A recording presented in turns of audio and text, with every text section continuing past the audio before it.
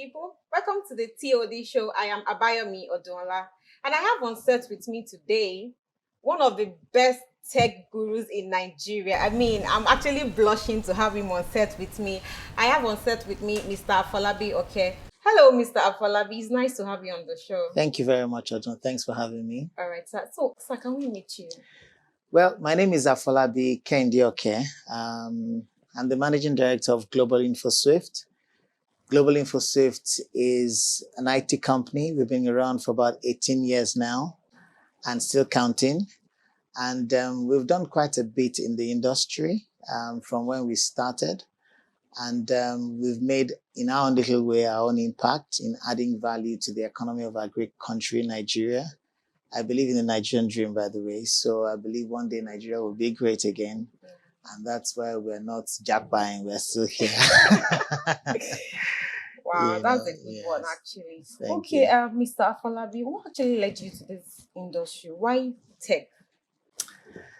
Well, just to give a bit of my background, I'm actually an architect that delved into IT. I served in the Central Bank of Nigeria.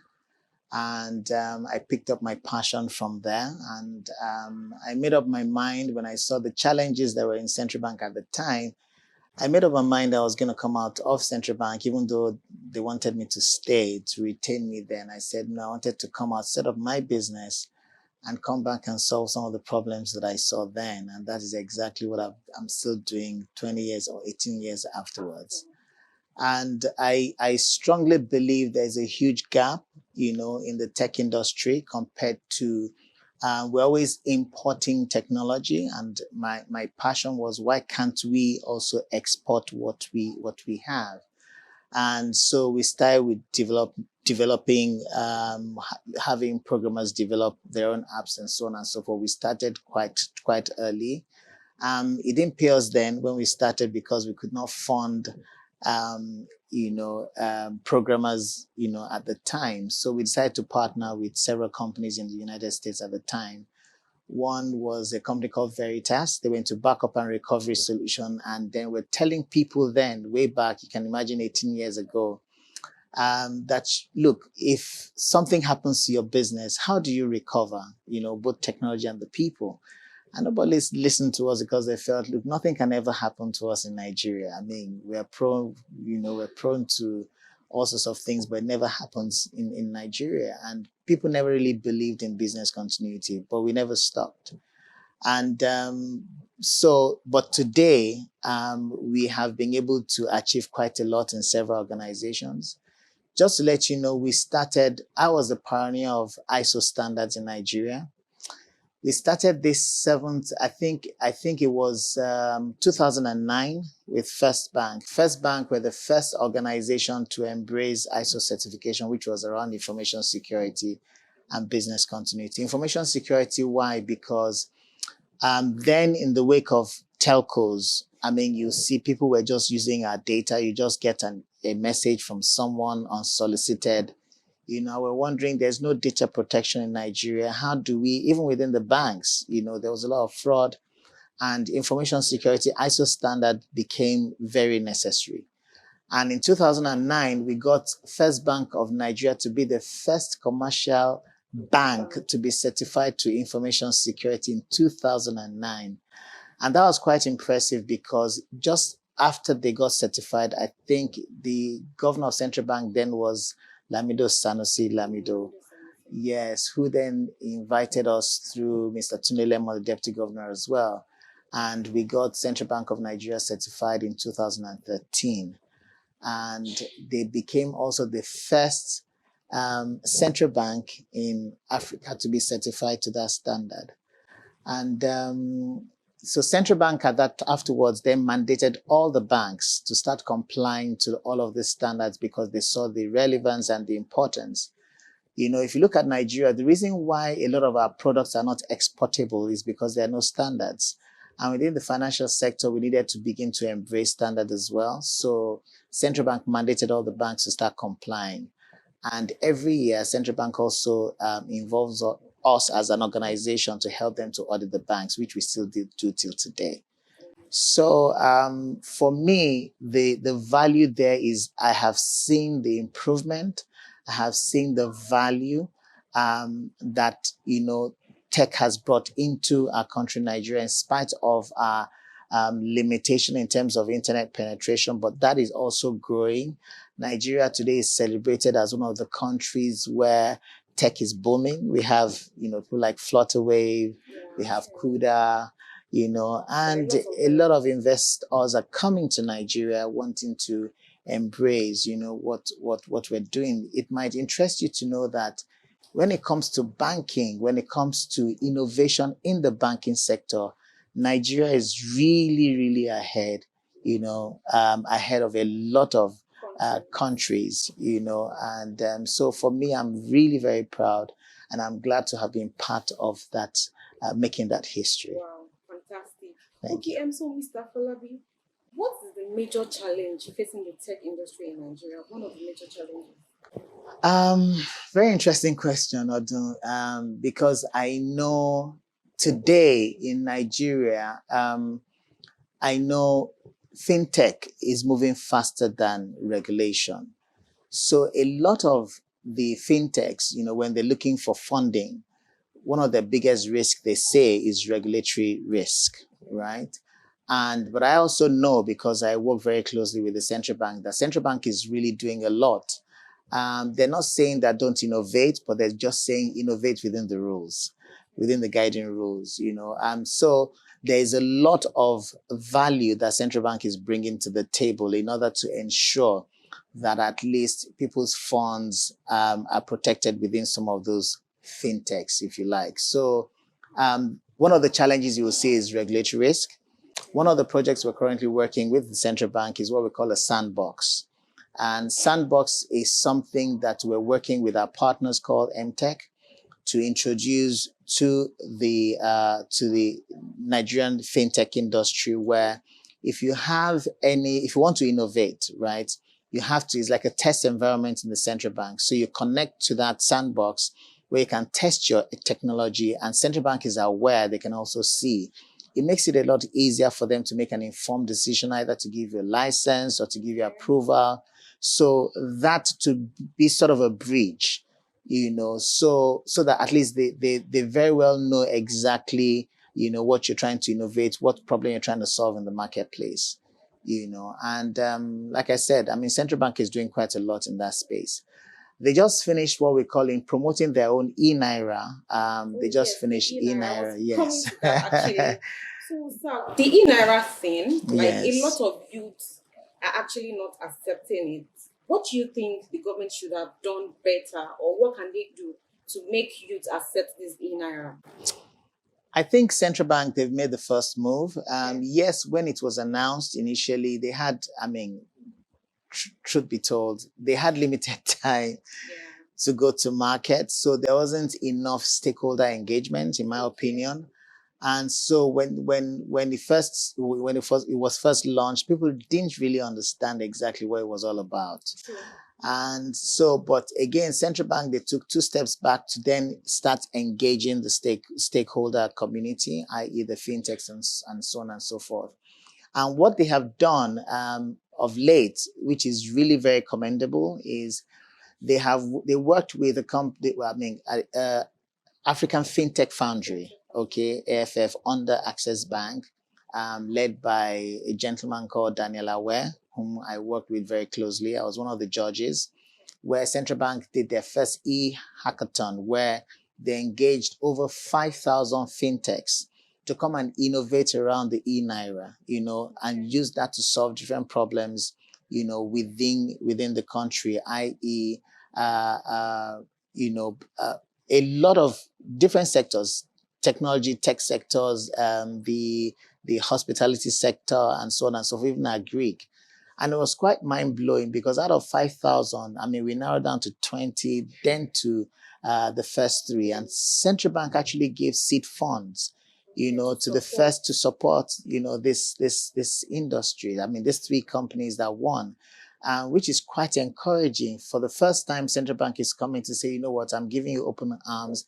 I believe in your innovation, but I just want you to know that it has to be within a So the controlled e-naira thing, environment. you Yes. feel there's a big possibility that it will be accepted by the youths later on? It's already been accepted, particularly with the fintech, the e-hackathon that was just recently concluded by the central bank. So a lot of people then came to the table to discuss and innovate around, the e-naira project. So I think it's already working. been accepted. Yes, Okay, as all right. at today. Thank you, Mr. Falabi. You're welcome. Okay, so we'll go on a quick break and then come back to have further discussion with Mr. Falabi. Thank you for watching. Thank you very much. Hello, lovelies. My name is JK. I am the host of the TLIG Review Show on TLIG Africa TV. What is the TLIG Review Show? On the TLIG Review Show, we bring your brand to the world's table and we expose our audience to the best brands, products, and services in the world. Do you have a product that is useful to humanity and you'd like to reach more customers? Or are you rendering a service that stands out and you'd like to make more money from it? The TLIG Review Show will give your brand the visibility that it needs. Join us on the TLIG Africa TV every week as we bring you amazing episodes. For adverts and sponsorship, please call the numbers showing on your screen. Thank you.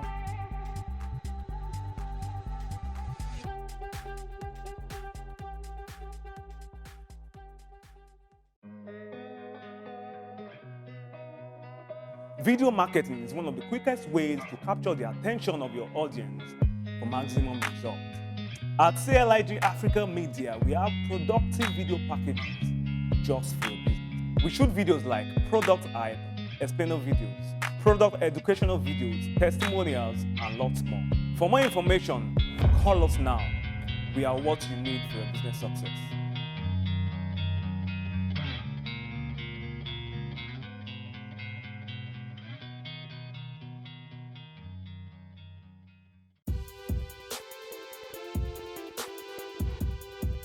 Life is not always perfect. Like a road, it has many bends, ups and downs, but therein lies its beauty. The BRR show is the business, relationship, and real-life issue show. We will be giving entrepreneurs and business owners the opportunity to learn more about business and be good in their businesses. And of course, we'll be giving tips on relationships and how to manage real-life issues on the show. Join us every week on TLIG Africa TV as we bring you amazing episodes. For adverts and sponsorship, please call the numbers on your screen. Thank you.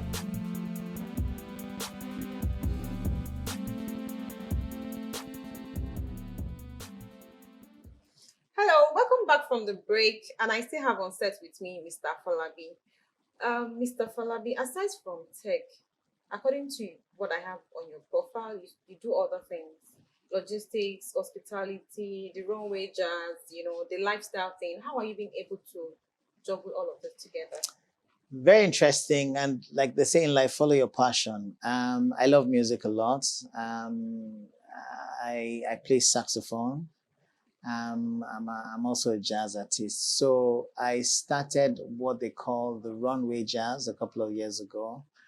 And the reason why I decided to fuse jazz with fashion is because working with UNESCO, okay, is about promoting our culture as a country. So I wanted the world to see.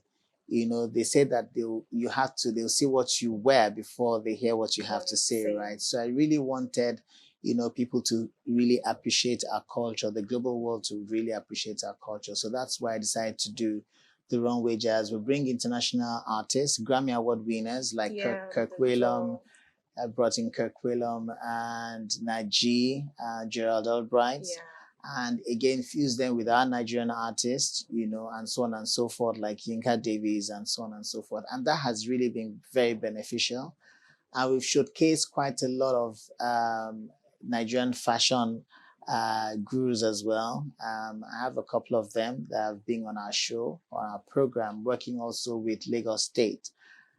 So for me, it was really that side of me that really wanted to express, and really because I was sick and tired of the narrative online. People talking about our country from their own perspective. So I wanted to rewrite that story and through music, and promoting the essence of the UNESCO project is really promoting global peace, unity, and dialogue. So that for me, that was a good platform. They appointed us to be their partner to help to promote that. And for me, that was something that resonates very well with me. So yes. Oh, wow, that's nice.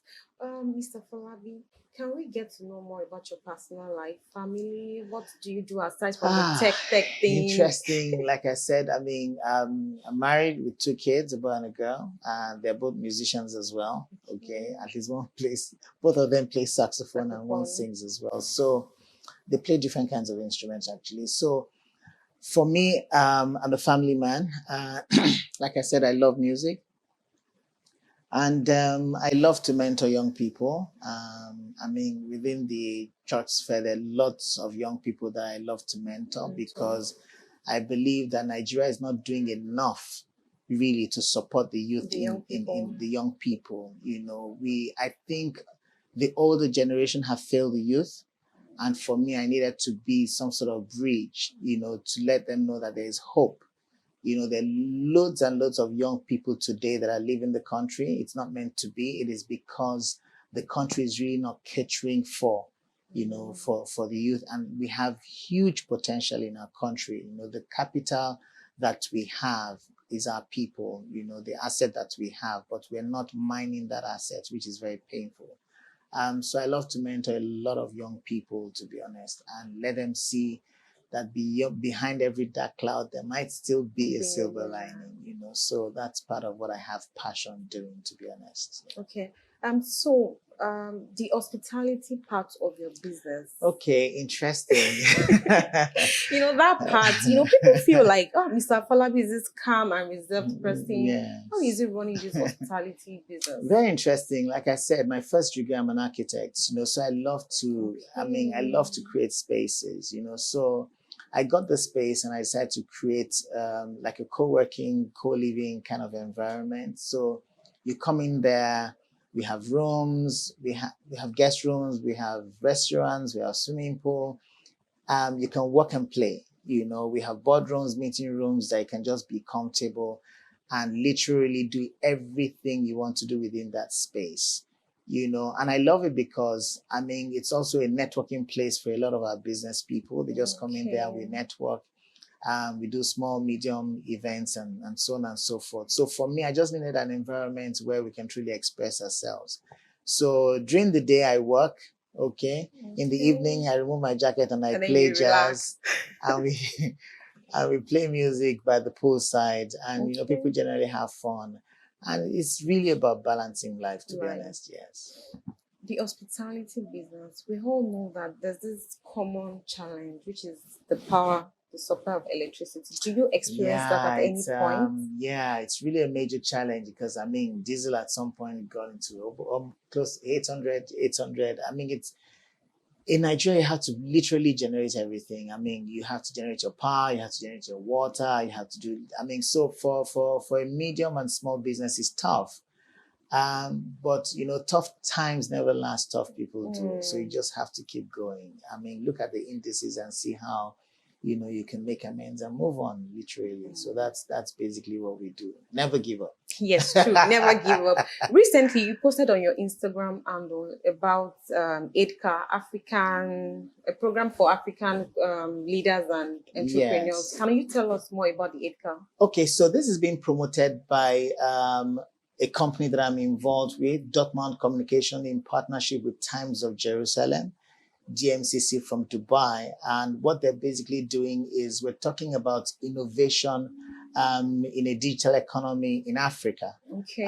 Like I said, I believe in the Nigerian dream. We believe in the African dream. We might as well come together and begin to innovate. So part of it is it's coming up 9th of September, to be precise. We're giving this month. We're giving several people awards, people that have done, tremendously well, that have distinguished themselves within their sphere of industry, just to appreciate the effort they're putting in to help the economy, So that's what that award thing is all about.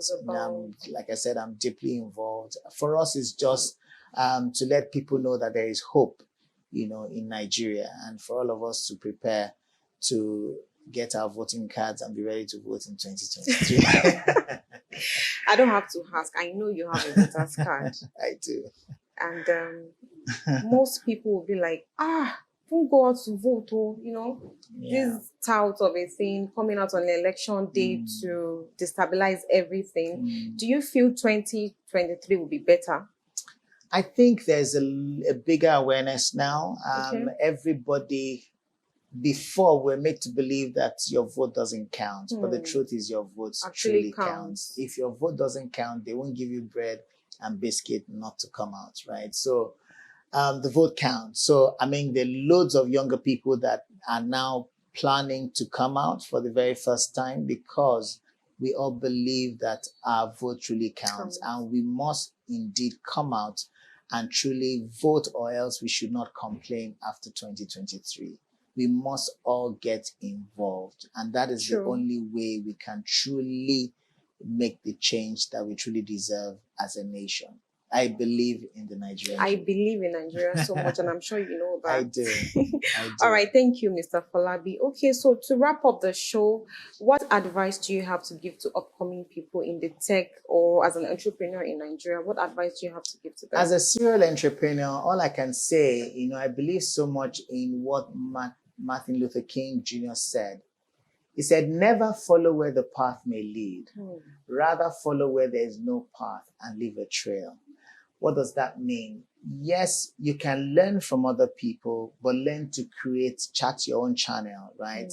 Create your own path where others will follow your own trail, right? It's good for us we're all unique in our own different way, okay? So find that space where you're truly, truly unique and hone your skills, follow your passion, and I can assure you, whatever you can conceive in your mind and you believe it strongly, you will definitely achieve it. So the truth is, follow your passion and don't ever give up on your dreams. I think, Odun, you've done very, very well by following your passion. Thank you. So thanks for inviting me for this show. I'm truly, truly inspired by you. And I wish you all the very best. Thank you very much, sir. It's awesome having you on the show. It's a wrap on the TOD show today with Mr. Falabi. Okay, thanks for watching and join me next time on the same station. I remain your host, Abayomi Odunola.